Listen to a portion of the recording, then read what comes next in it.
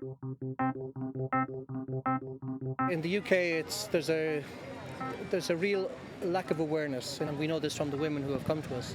They are being actively told by the abortion providers at BPAS, MSI, that they may have heard of a thing called abortion pill reversal, but they're warned that it doesn't work, it's dangerous.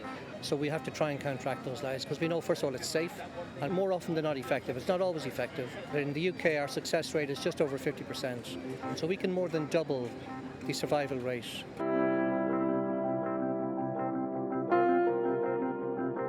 No officer of the state should ever be asking a law-abiding citizen, what is the nature of your prayer? Been involved for a long time now. My mum started taking me to 40 Days for Life when I was 14, 15. Kind of dropped off a wee bit during high school, but I joined the Pro-Life Society at university, and I really got involved then, volunteering at a kind of crisis pregnancy centre up in Glasgow, and then now down working for Good Counsel now that I've graduated university.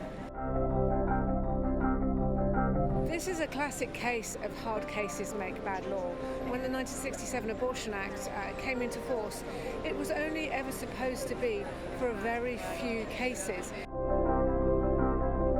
Once you say one human life doesn't matter, then we really have gone down the slippery slope of saying, well, all unborn human lives don't matter. And abortion has changed from being something that was only ever supposed to happen in the most desperate of circumstances to becoming almost a lifestyle choice. My primary concern is that we're not discussing the issue itself, but we're debating whether or not we're allowed to debate the issue.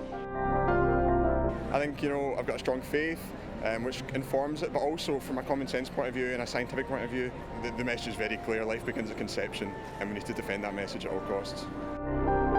They say that babies in the womb don't feel any pain from abortion, and yet when we carry out operations in utero and babies in the womb, we administer pain relief. And abortion activists talk about women's rights, ignoring the obvious fact that half of the babies who are aborted in the womb, at least half, are themselves women, and they're losing the greatest right of all, which is the right to life.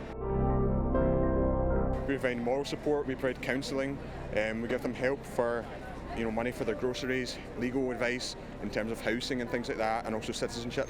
So there's so much help there for women. The whole of the Christian faith is actually countercultural today. I think it's difficult to describe our country as a Christian country, but we just need the strength, and we will get the strength if we do it, to be witnesses to the gospel. And this is part of that witness to the gospel, the importance of the human life for which our Lord died. Society wants to tell men to just be quiet, to be sidelined, to not have a voice, and actually men have been given their strength and their voice for a reason, not to destroy but to protect. And if they accept that, some women change their mind, then the question has to be asked, well, why are they changing their mind? And I've no doubt the reason for that is because they're not being given proper counselling, they're not being told exactly what abortion is. If they knew exactly what abortion was doing to their child, I think the vast majority of mothers wouldn't go ahead with it.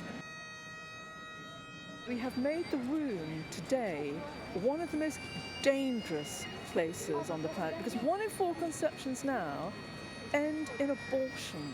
It's very difficult to understand. You would think pro-choice, choice should be in all areas, including the decision to not go ahead with the abortion.